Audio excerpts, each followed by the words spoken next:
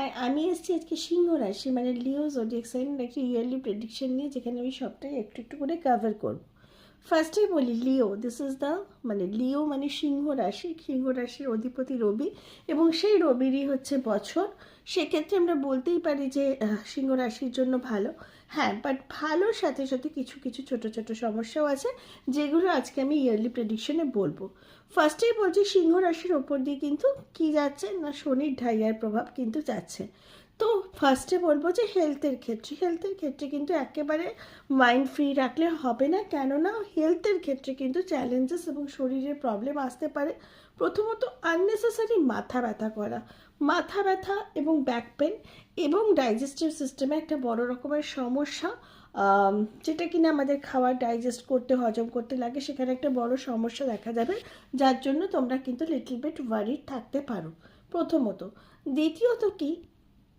দ্বিতীয়ত হচ্ছে তোমাদের এই সময় পিতৃস্থানীয় বা পিতা বা পিতৃস্থানীয় ব্যক্তির শরীর নিয়ে কিন্তু তোমরা একটু ওয়ারিড হতে পারো, এবং সেই কারণে তোমরা কিন্তু সবসময় অ্যাভার্ট থেকো।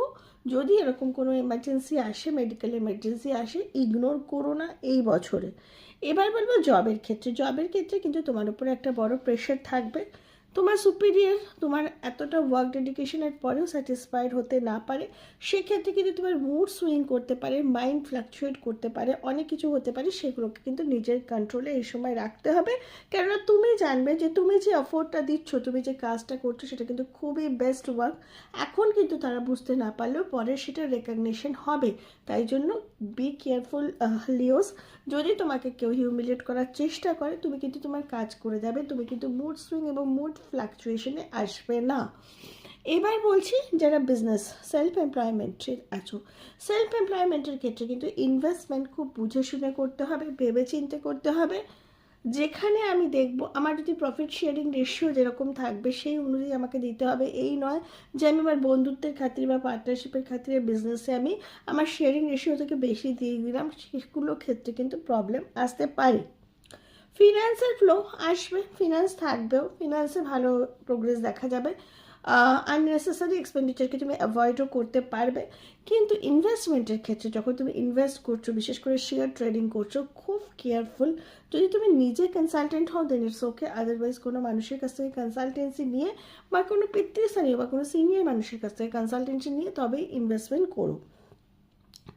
এবার আমি বলবো ফ্যামিলির ক্ষেত্রে যে ব্যাপারটা লিওসদের ক্ষেত্রে হবে বা হয়, ফ্যামিলি তোমাকে একটা ডিসিশন চাপিয়ে দেওয়ার এই সময় চেষ্টা করবে, বিশেষ করে পিতৃস্থানীয় ব্যক্তি বা পিতা। তো তুমি কি করবে, সেই ডিসিশনে তোমার হয়তো অমিল হতেই পারে, ঠিক আছে, মাথায় রাখবে, কেননা শনি ঢাইয়াও যাচ্ছে। তো সেক্ষেত্রে তুমি সেখানে কিন্তু আর্গুমেন্ট এবং ফাইট বন্ধ করে দেবে, তুমি পরিস্থিতির ওপরে ব্যাপারটাকে ছেড়ে দেবে, দেখবে আপনা থেকে কিন্তু ব্যাপারটা কন্ট্রোল হবে। কিন্তু ওই পরিস্থিতিতে তুমি যদি ফাইট করতে যাও, তাহলে কিন্তু সমস্যা ফ্যামিলির সাথে আসবে এবং ডিস্টেন্সও বাড়বে। লাভ লাইফ রিলেশনশিপে সো টাইম, ঠিক আছে, তোমরা লাভ লাইফ রিলেশনশিপে ইনভলভ হতেই পারো। সেক্ষেত্রে তুমি ততটা এফোর্ট তোমার রিলেশনশিপে দিতে পারবে না যতটা তোমার পার্টনার দেবে, এবং সেক্ষেত্রে কিন্তু কিছু কিছু ডিস্টারবেন্স আসতে পারে, কিন্তু সেই ডিস্টারবেন্সটা কন্ট্রোল করে কিন্তু সম্পর্কটা এগিয়ে যাবে।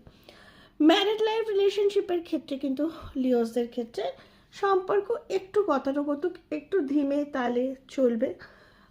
তুমি তোমার পার্টনারকে বোঝানোর চেষ্টা করবে, বলার চেষ্টা করবে, কিন্তু সেক্ষেত্রে পার্টনারের যে রেসপন্সটা আসবে সেখানে কিন্তু অনেকটা একটু বাধা বিপত্তি, একটু কমপ্লিকেশন, একটু মিসম্যাচিং দেখতে পাওয়া যায়, কিন্তু সময়ের সাথে সাথে সেটা ঠিক হয়ে যাবে। ট্রাভেল প্ল্যান এই সময় অনেক হবে, প্রচুর পরিমাণে হবে, অনেক স্পিরিচুয়াল যাত্রাও হবে, এমনি নর্মাল ট্রাভেল প্ল্যানও হবে, যেটা কিনা সাকসেসফুল হবে। আর স্টুডেন্টসরা এই সময় স্টাডি ফোকাস করতে পারবে, এবং ক্যারিয়ার বা স্টুডেন্টরা নিজেদের কিন্তু একটা ভালো গোল অ্যাচিভও করতে পারবে। তাহলে এই ছিল ওভারঅল আমার লিওর প্রেডিকশন। বগলামুখী যে আছেন তার মন্ত্র তোমরা জপ করো, সেটা কিন্তু তোমাদের জন্য খুবই ভালো হবে। এই ছিল ওভারঅল রিডিং। আমি আসছি নেক্সট ভিডিও নিয়ে। Till then bye bye, good night.